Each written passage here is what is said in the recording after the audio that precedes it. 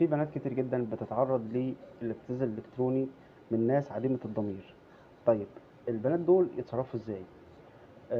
طبعًا أنا شُفت على وسائل التواصل الاجتماعي ناس كتير جدًا كاتبة أو بنات كتير جدًا كاتبين إن هم اتعرّضوا لابتزاز إلكتروني من أشخاص سواء كانوا يعرفوهم أو ما يعرفوهمش.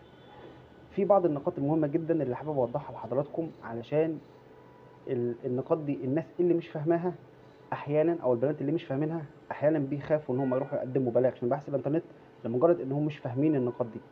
أول نقطة حابب أوضّحها إن سواء الصور دي اتبعتت بإرادتِك أو اتبعتت غصبٍ عنِّك أو تليفونِك اتهكر، ففي كل الأحوال أنتِ ليكِ الحق إن أنتِ تقدّمي البلاغ في مباحث الإنترنت وتاخدي حقِّك في الموضوع ده.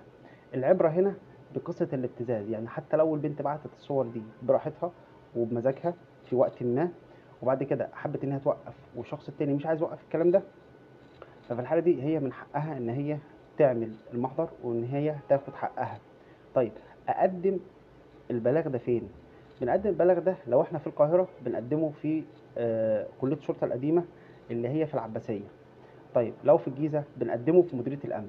طب لو في محافظة من المحافظات التانية سواء بحري أو قبلي أو دلتا أو في أي مكان، بنروح لمديرية الأمن اللي إحنا تابعين ليها مثلًا في الغربية، في المنوفية، في الشرقية، في كفر الشيخ، في سوهاج، في أي حتة، بنروح نقدّم البلاغ في مديرية الأمن فرع مباحث الإنترنت اللي هناك، وتأكدي إن أنتِ بتاخدي حقِّك. طيب إيه الحاجات اللي آخُدها معايا وأنا رايحة مباحث الإنترنت؟ بتاخدي معاكِ التليفون بتاعِك اللي عليه الشات أو المحادثة اللي بيتم ابتزازِك بيها، وبتاخدي معاكِ صورة البطاقة الشخصية بتاعتِك، وبيتم تحرير المحضر وتضيفي فيه كل أقوالِك، والتعامل هناك محترم جدًا وضباط محترمين جدًا، جدًا، جدًا في التعامل خصوصًا بتوع مباحث الإنترنت. بعد كده إيه اللي بيتم؟ القضية بتتحول لجُنحة اقتصادية، وبعد كده بيصدر فيها أحكام بتصل ل15 سنة، ده غير الغرامات اللي بتتجاوز أحيانًا ال100.000 جنيه.